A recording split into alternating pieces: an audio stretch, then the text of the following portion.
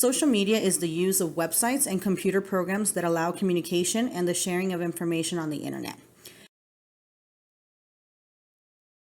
6 Degrees was the first social media platform, and it launched in 1997. Friendster followed. It launched in 2002.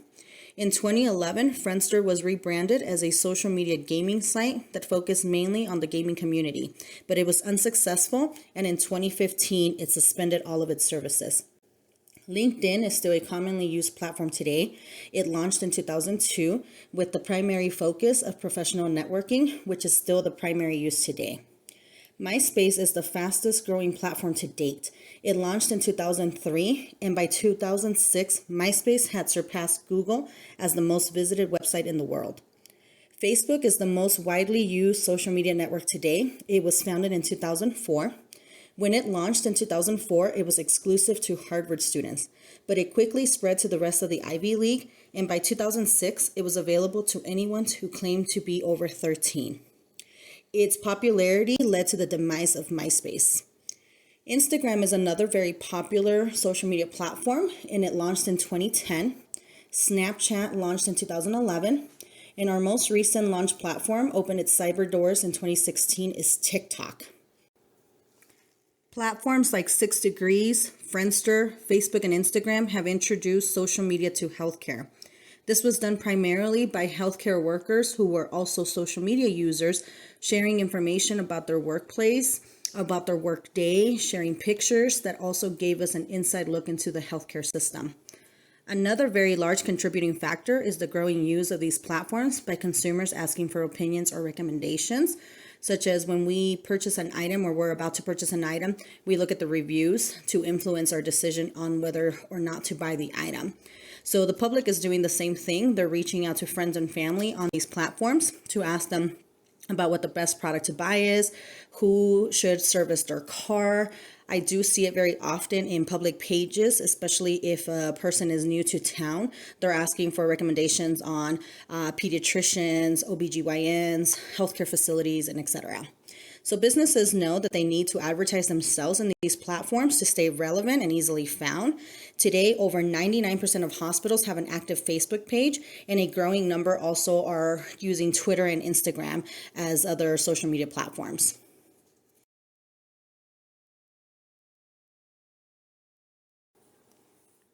Now that social media has been introduced to healthcare, it helps them do much more than just advertisement.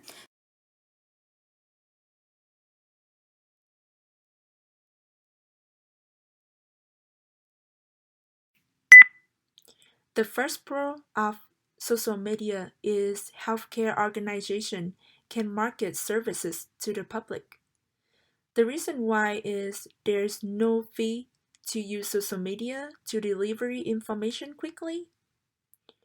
Second, it serves as a broadcast summary of news for upcoming events, such as health-related seminars and community activities.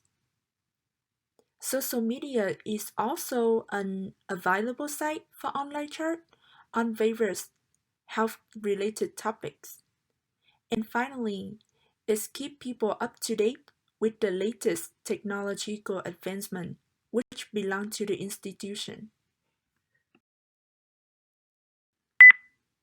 The second pros of social media is to allow the communication and collaboration with other nurses and healthcare professionals. First, it's allowed the healthcare professional participate in online communities and listen to colleagues' opinions regarding patient issues. For example, with the crowdsourcing, it's involved in enhancing the knowledge and skill of a community to solve problems or to gather information and opinions. And with the internet streaming, surgical procedure can be streamed via the internet and question can be asked via the Twitter in the real time. Secondly, healthcare professionals can use social media to have free discussion on variety topics, including ethics, politics, biostatistics, practice management, career strategy, and even dating in a medical environment. The last benefit of using social media is a tool to improve professional education. Social media enhance clinical student understanding of communication, professionalism, and ethics by using media sharing sites. For example, YouTube is used in the classroom to stimulate discussion, to illustrate a point, or to reinforce a concept. Beside that, the use of Twitter in nursing education include posting a live stream of student inside during class or creating a class hashtag so that resources such as videos, website, articles, and photographs could be shared. And the last one, social medias increase access to academic libraries and create virtual classroom and office hour. Due to the pandemic of COVID-19, all the school now closed and switched to remote model.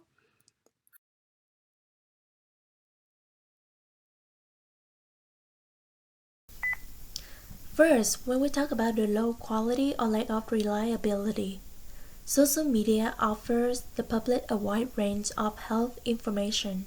However, the information online might be incomplete, not referenced, or some of the authors of the content are anonymous. It's hard for people who seek online sources to diagnose it themselves, or in the worst case, the inaccurate information would cause the potential harm in the health.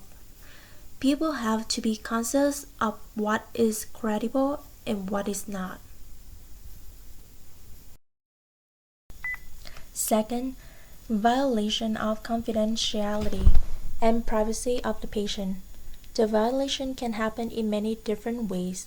For example, many nurses have never realized that what have posted online relate to the breach of patient privacy.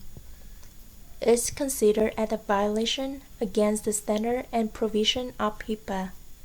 HIPAA is the Health Insurance Portability and Accountability Act that was made to create confidentiality system within and beyond healthcare facility. NCSPN has pointed out that the problem could be extended to the Nurse Association for Patient Privacy and Harassment report. The nurse who made the post and any colleague or co-worker involved may be blamed for cyberbullying or other form of harassment. There's a chance that the patient may go against the nurse and those affiliated in the form of civil suit for defamation, breach of privacy, or harassment. Third, nurses might face potential consequences for misuse. Some people may misunderstand about what nurses post online. As a healthcare facility, it's very important to know even though inappropriate content can be deleted, it still lives on the internet permanently and could be retrieved by law. The inappropriate use of social media from nurses might lead to fines, censure, reprimand, and suspension or revocation of the nurse's license. Another negative effect of using social media is that social media interrupts the quality of healthcare for patients. It's easy for nurses to be distracted by social media while working. According to the research, Jian Hao and Bingbing Gao states that modern technology such as mobile phones could be a potential factor in making distraction or interruption among nurses while they are providing care to patients, which means nurses who tend to use social media usually put their patient in a higher risk of receiving error medications. The future of social media in healthcare is bright, especially with our current situation with the global pandemic. There are 6 aspects of social media that I want to touch base on in regards to the future of social media in healthcare. The first one is professional networking through social media. There are many platforms where a professional can network with others in their profession. Some are for any professionals, like LinkedIn. Some are specific to the profession, like Sermo and Doximity for physicians, or ANA Nurse Space for nurses. There are others for pharmacists and medical directors, as noted in the slide. The next aspect I want to discuss is public health programs through social media. You see a lot more tracking capabilities, support groups, and global networks spread of information. This is very evident with what we are seeing now with the COVID-19. Another aspect of social media that is flourishing, especially in our current state, is the future of professional education through social media. Our academic libraries have the ability to get any resources you need, even if they don't belong to the institution you attend. Other wonderful platforms that are vastly utilized are the virtual classrooms with e-curriculum. You can take just about any class online with peers, and these platforms are growing even more to give you the actual feel of being in class with your peers. There are also less professional platforms, but still very educational, like Twitter and YouTube. Besides the ability to educate the healthcare workers, we are also able to see growth in the ability to educate the patients. We are seeing more platforms developed in patient access to healthcare information, research participation, and physician blogs and tweets, giving the patient as much up-to-date information as possible. There are also more applications being developed to help patients set and track goals and personal progress. Lastly, looking into the future of social media in healthcare, we look at how the healthcare facilities are able to utilize it and what that is looking like. More and more communication with the public is being utilized through social media. You see organizations with Facebook and Twitter using it to inform the public of their company, their fundraisers, their news activities, and how to connect with them. Additionally, they are able to market their organization to a larger population. For patients, they are finding it easier for quick communication with the providers to get lab results or prescription refills, in addition to scheduling an appointment more easily. Legal aspects. HIPAA stands for Health Insurance Portability and Accountability Act and was created in 1996. It provides protection for the patient's health information. When going to a doctor's office, they usually have you fill out a form stating you were given a copy of their HIPAA policies. In 2003, the Department of Human Services issued the HIPAA Privacy Rule.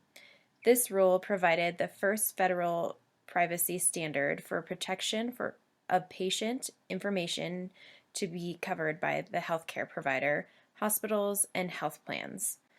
This stated anything posted on social media by the healthcare provider in regards to the patients has to be de-identified, meaning removal of name, insurance, social security, date of birth, photos, and anything else that could help identify the patient. Breaching patient privacy could lead to termination from work, fines, and even criminal charges. Things to avoid without patient consent. Description, timeframes, and locations. This especially applies to patients with rare medical problems, furthering the need to remove location of treatment and timeframes. Healthcare provider and patient boundaries. Even if the patient initiates the online communication, the healthcare provider may be in violation. Many patients will friend the healthcare provider after they have been treated. Even though the person is no longer a patient, the policy discourages the interaction. These organizational policies are important for healthcare providers to be aware of.